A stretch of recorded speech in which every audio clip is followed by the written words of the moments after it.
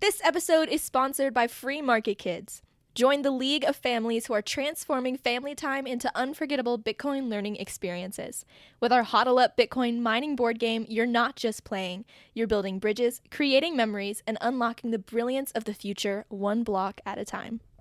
Welcome, everyone, to Orange Hatter. I am so excited to have Jules here with me, and we're going to just dive right into her Bitcoin story. And I hope that everyone will find something that they can identify with and hopefully encourage some of you who are sitting on the fence about Bitcoin to hop off the fence and take one step closer to the Bitcoin rabbit hole and find out more about it. So welcome, Jules. Thank you so much for coming to the show. Thanks for having me. I'm going to dive right in and I'm going to ask you a question I ask everyone, which is, how did you come across Bitcoin in the first place? So during the pandemic, I saw that there was so much money printing going on and just felt like something's not right. And I just started questioning, where's this money coming from? And I don't remember the exact moment, but somehow I found out about Bitcoin, just started studying it, and I was fascinated by it. And then we also saw like the stock market go up like crazy and all the mom and pop shops closing down. I just felt like something was not right and just started kind of looking around and questioning things. Mm-hmm. So when you first came across the word Bitcoin, do you have some idea of whether it was through the media, like some kind of news article, or just conversation that you overheard at work or, at the grocery store? So I had heard about Bitcoin before in like 2017 when it was going up like crazy. So I knew about it, but never really took the time to find out much about it. During the pandemic, I was looking more into like real store value because I knew that this money thing is just, very manipulated. And so I think when I started looking into where can I make sure I can store my value, my wealth, I started looking into gold, just like hard commodities. I've realized that Bitcoin is actually like a very hard commodity. I wish I remembered the exact moment, but it must be like these podcasts. And by that time in 2020, there was a lot of material. So I think it was just like listening to some podcasts and just like asking people. I just asked everyone I knew, what do you know about Bitcoin? There's so many other aspects of Bitcoin that it was very appealing to me. We're talking about like the freedom aspect, the censorship resistant aspect, just being sovereign, being self-sovereign. All those things kind of all aligned. And those are the parts of Bitcoin that I really love. And then you mentioned that you like the freedom aspect of it and the censorship-free aspect of it. Can you elaborate on that and just explain to the audience what that means to you personally? I guess the fact that you can, if we are talking about KYC and non-KYC. So KYC is know your customer. And basically when you buy Bitcoin through exchanges, you have to, give all your information. Sometimes you have to even do like a selfie. But what Bitcoin was originally created to do was to make peer-to-peer transactions without intermediaries. So for example, like I can send you Bitcoin without going through a bank. We can transact without asking for permission or without someone saying, oh, you can't do that. A lot of people kind of correlate this as like, criminals use it. And that's one way, but criminals also use cash. And criminals a lot of money laundering through banks, which is like very well, like it's documented. So I don't think that's a fair criticism. So yeah, so freedom of transacting without asking for permission is pretty important to me. And I think it should be important for everybody and especially for our children. They don't think about it. I think that's something that we need to teach our kids. Yeah, I feel like our children have been trained really well by our system to accept authority and that they're supposed to follow rules that were laid out for them. And they've actually been trained to not question authority. So I remember my kids were homeschooled, but years and years ago, I did put my oldest one in preschool. And I remember specifically after she had gone for a year, I asked to sit in one of their, like the entire day, like from drop off to pick up, just to see what they're actually doing, because everybody told me it was so important that they were socialized.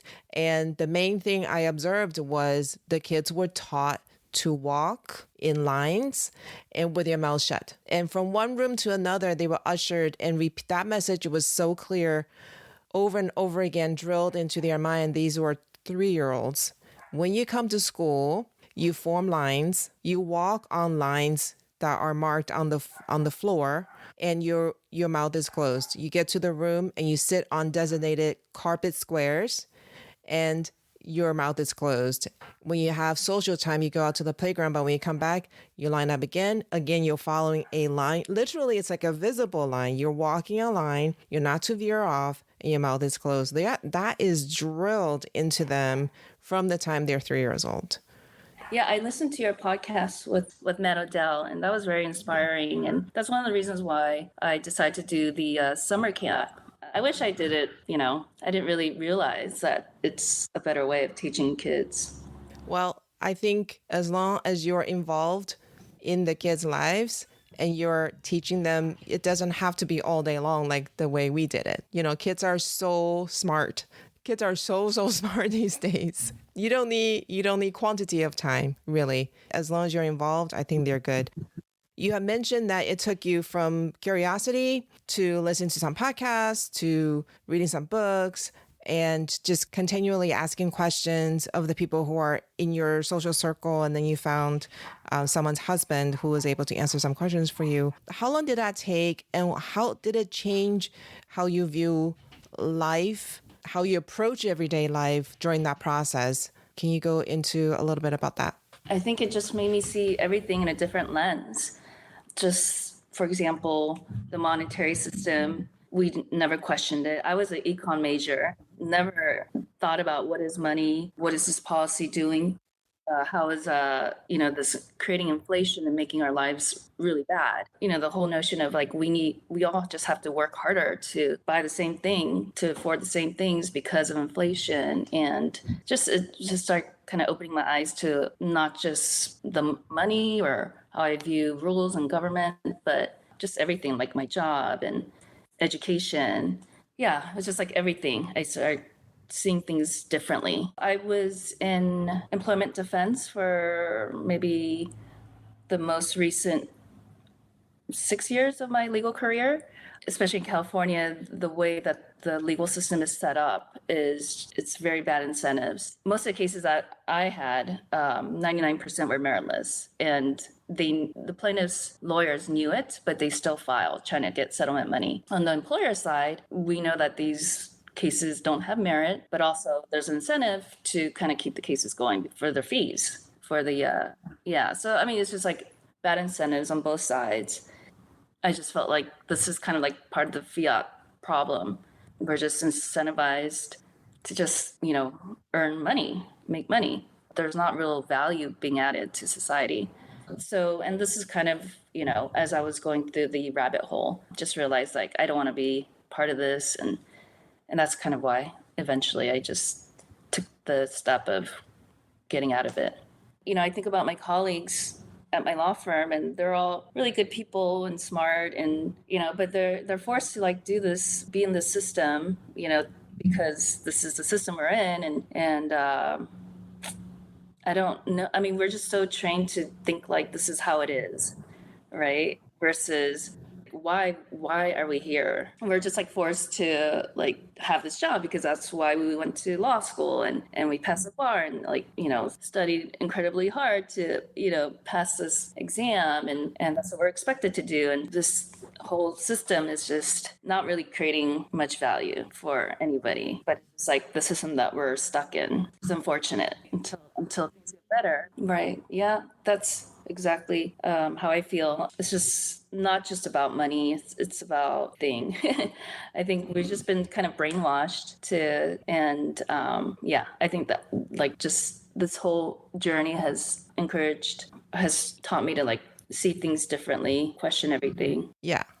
And I think seeing it from the Bitcoin point of view at least it has opened my eyes to a lot of things that are happening, and things that I took for granted that I accepted as truth, I'm starting to question now. And I think that's, for me anyway, it's one of the biggest pluses of getting into the Bitcoin space. Thank you for joining us today. We will continue this conversation tomorrow. Be sure to come back and hear the rest. See you next time.